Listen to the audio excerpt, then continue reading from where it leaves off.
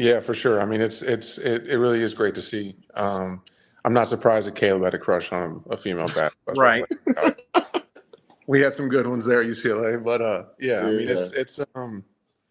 it's just wild how much hype and how much like excitement and attention this has been getting, and for good measure. Like there's so many great players playing right now, and it is the most dynamic that the sport's been. Mhm. So I'm just excited to see where it's going. Obviously, it really is just up from here. It's just, I wish they could play more than just, 1 or 2 years in the league. Right. I feel like there's not a lot of upside in the WNBA yet. So we got to find a way for them to get paid post college. I think, bro, this is Literally, the last time I watched the draft was the draft that I was supposed to be in. I like to say supposed to be because I didn't get drafted. Hey man, look at you now though. Hey, you still Get me now. Yeah, for sure. Having an experience like that definitely leaves kind of a sour taste in your mouth because, teams told me I was going to get drafted in like the third round, fourth round, and then those rounds came and went, right? And then that honestly was a lot of my motivation early in my career to stick with it because I knew the caliber of player I was. Mhm. It was just an off year, if I had left in 2015, I would have had 7 other centers to go up against. But in 2016, I had 17 other centers to go up against. That really was like the main reason why, it's the most boring 3 days, in my opinion, of TV, because you're just waiting on all these guys to make a decision, and then there's a bunch of guys talking about the decision they should make, but it's never the decision they actually make. Yeah. So just like that to me is just kind of annoying to listen to. But at the same time, it's like your front office is going to deem, where there's holes in your roster and where there's not. Yeah. You're not going to be able as a player to ever dictate that. And you just got to make sure that you're on a great team like I am, with one of the best front offices in the game, and they know exactly where you need people and where you don't. And if someone gets drafted behind you, all that is motivation to make sure you don't lose your spot. To be honest, like going through what seemed kind of like like a musical chairs-esque, type of situation when it was Garoppolo, then Trey Lance, then back to Garoppolo, then Trey Lance, and then it was kind of Purdy at the end there, and it was just like there's a lot of moving chairs there and a lot of moving parts.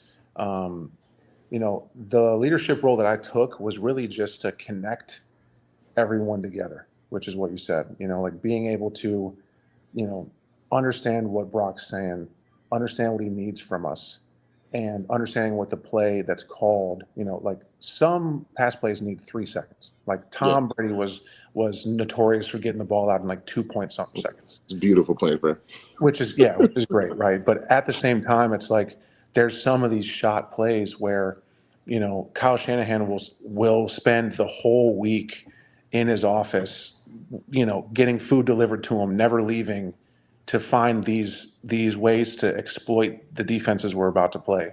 Yeah. And you have to perform on those handful of plays. Yeah. And if you don't, like that's really where, you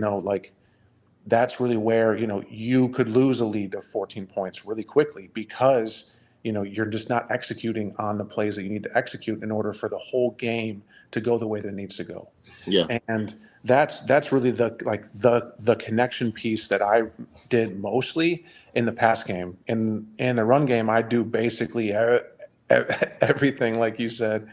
Look at the rotation, look at the movement of the front, kind of see what we're going up against, if it's a 3-4 or a 4-3, or like these weird enigma defenses that the entire league seems to be running now.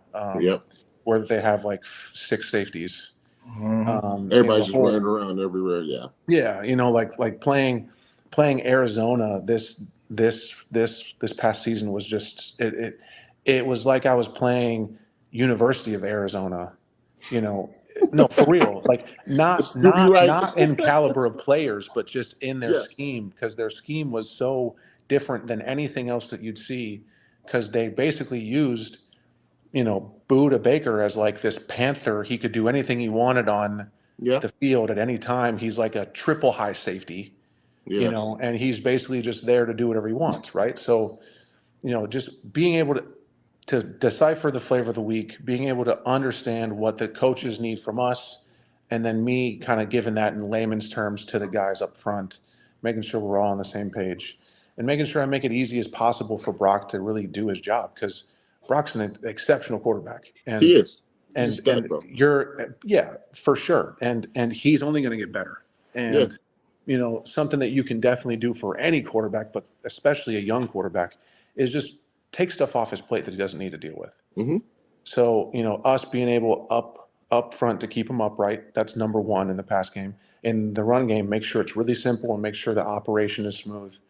All the pre-snap motions and pre-snap points and all that stuff needed to be done as fast as possible, so then he knows when to send motions and when to snap the ball. And we're always up against the play clock, because we're constantly moving 6 or 7 Mm-hmm. people, all at the same time. So yeah, I mean, it was a stressful year, but at the same time, it was totally worth it. And all we did was win games until the end. So I feel like we have a good thing going. It's just we just got to make sure to finish. I will. Yeah, I mean, every single week we'll obviously get the scouting report, and like we're used to playing teams that have really good defensive linemen. Like playing the Rams twice a year, you know, Aaron Donald was an issue.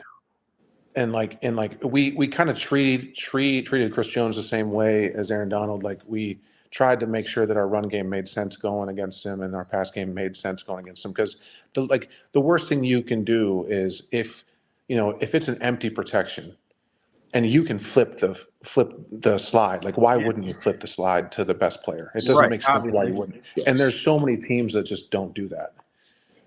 So like being able in this offense and with our coaching staff being one of the best in the league and understanding what it is to play this game, they allow us to do a lot of things that help us against elite players like a Chris Jones or an AD or something like they really are open to a lot of suggestions too, which is great. Jake, I got a funny story now that you're going on. To be honest, I really think it was the Pac-12. The Pac-12 kind of cannibalized itself every single season. Yep. You're right. And if you screw up for one drive of a game, it's such an evenly matched conference, just because their offenses were so dynamic and their defenses really couldn't do anything to stop the momentum of the offenses in that league or in that conference. I just feel like it's I think moving to the Big Ten, there's going to be some growing pains for sure, and there's going to be some probably a couple seasons where we're just going to be testing the waters and see what works against these defenses. But the speed that we have and the dynamic athletes that we have, I really don't think the Big 12 is really even close to understanding like West Coast speed yet. Can I be honest? If you can take one or two of those players out, it's a huge swing in power and momentum, stuff like that. So like anything else, the league just wants to keep us safe, and they want to make sure that we don't lose quarterbacks and running backs and wideouts and guys that carry the ball. So yeah, I mean it's a no-brainer on their side of the decision to say, let's just get rid of this, but at the same time it's going to be absolutely horrendous to try and enforce. I don't know how you're going to define what a hip drop tackle actually is. There's going to be a lot of gray area where the white hats are going to have to figure that out. Yeah. Okay, go ahead. Go ahead, Jake. No, it's just really so you can't lead with the crown of your helmet now. Right. And then so that kind of is out. So like everyone but the linemen. Don't get me started on that. Yeah. So all these still do it on bull rushes, but nobody. Oh, I know, it's crazy. And running backs do it too, though. They do. They do. That's true. But yeah, I mean, so you can't do that, and then now you take this out. So like tackling someone from the side or any sort of pursuit angle is going to be really hard to do unless you're faster than they are, and you get your hat completely across their body. So it's going to be hard, and it's going to definitely increase the amount of offense productivity there Yep. is, which I think, again, is probably good for the league, but it's going to be Yes. bad for, players. Football. Yeah. So, like, I agree with you 100%. For the league, making that change is a no-brainer. Same thing with the Brandon Aiyuk been to your team. Like, there's all these rumors now talking about he's trading. You just watched Josh Allen basically watch his whole wide receiver core disappear, and you guys already got Debo locked up, and now Brandon Ayuk's on basically on every trade radar. I mean, how essential is it to the team? Of course, I know you want him to stay. I mean, like, how important is he to this team? Yeah, I mean, he really is a vital part of this offense, right? Like, just looking at the league as a whole, like if you play on a Thursday and you get a free Sunday to watch football, it's like just looking at these offenses across the league, like it's very rare to see offensive, like players block other than the offensive line.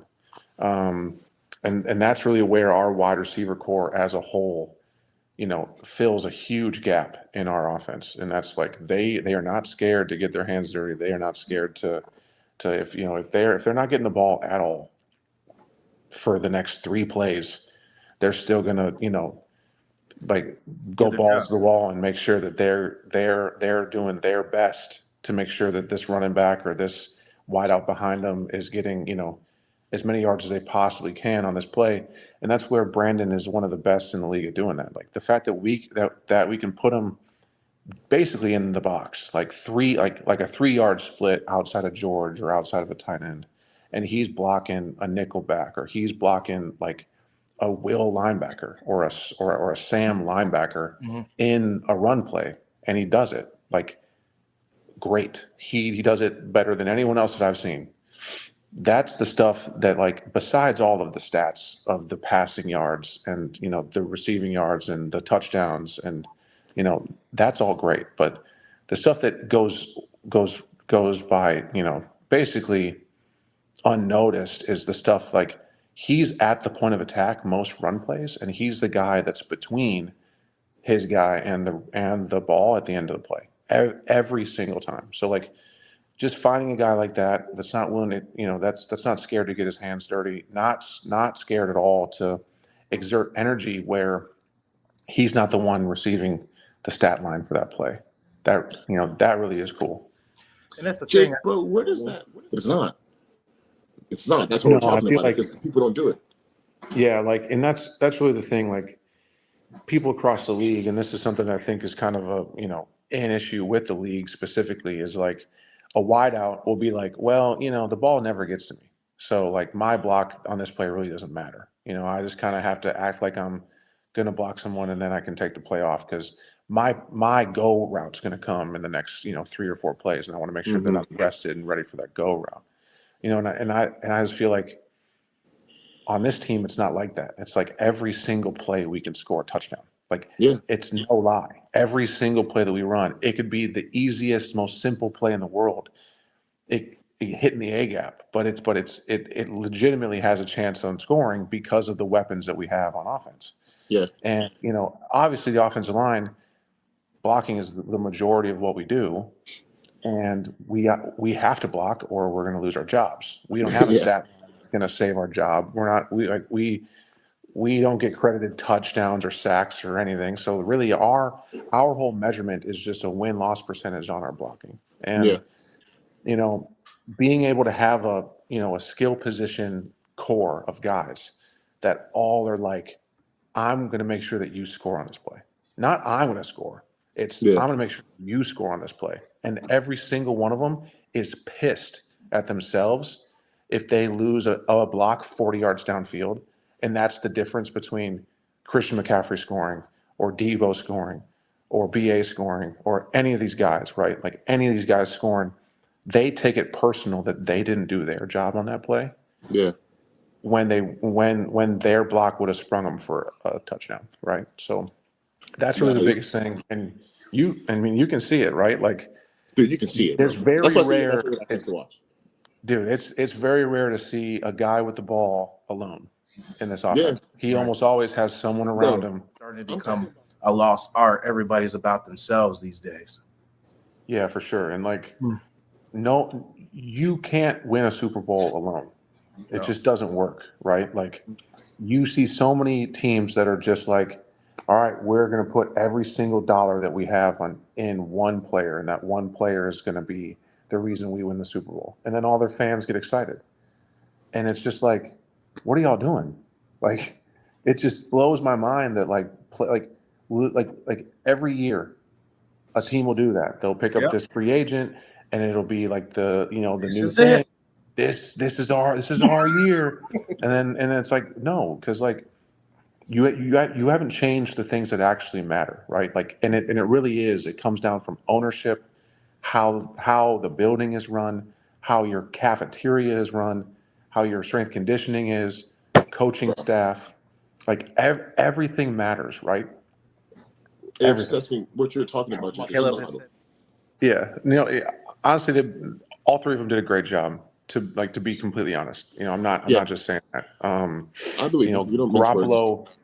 Garoppolo learned against or from the best, and Yeah, you could definitely, feel that in the yeah, huddle. He commanded your attention, and just in his voice, like his voice pierces through crowd noise. Like his cadence is the best cadence I've ever heard in my life. You really that's right. never need to go silent ever. Like that Yeah, guy, he's just that's just who he is. yeah, But at the same time, it's like I didn't know this, but like just hearing what people say about him, it's like there's a lot of things about his game that Kyle just didn't like, and it wasn't like yeah. a we can't possibly work together thing. It was just like he wasn't willing to change for the system, and the system's not going to change because Kyle Shanahan's system is the best in the league. Yeah, And I agree. I feel like it's just like that sort of thing is the reason why he is no longer here, and the fact that he wants a lot of money, which he deserves a lot of money, right? Yeah, Trey came in, and Trey and Garoppolo really had a legit competition for 2 seasons, yeah. and Trey is just young, and he was young, He's and like it was like a super young, huh? When he got yeah, drafted. yeah, crazy Yeah, young, and like his like how many plays he played in college and really in his life. I'm pretty sure I played more than I even before I even got to high school, yeah. right? And He played like it's just a 19 games different, in college and 4 yeah, games his rookie year. Got Mhm. hurt. And yeah, yeah, crazy, right? It's yeah, just and again, you can feel that, right? So like yeah. his presence in the huddle, it wasn't a bad presence, but it was a presence of An a guy experience. that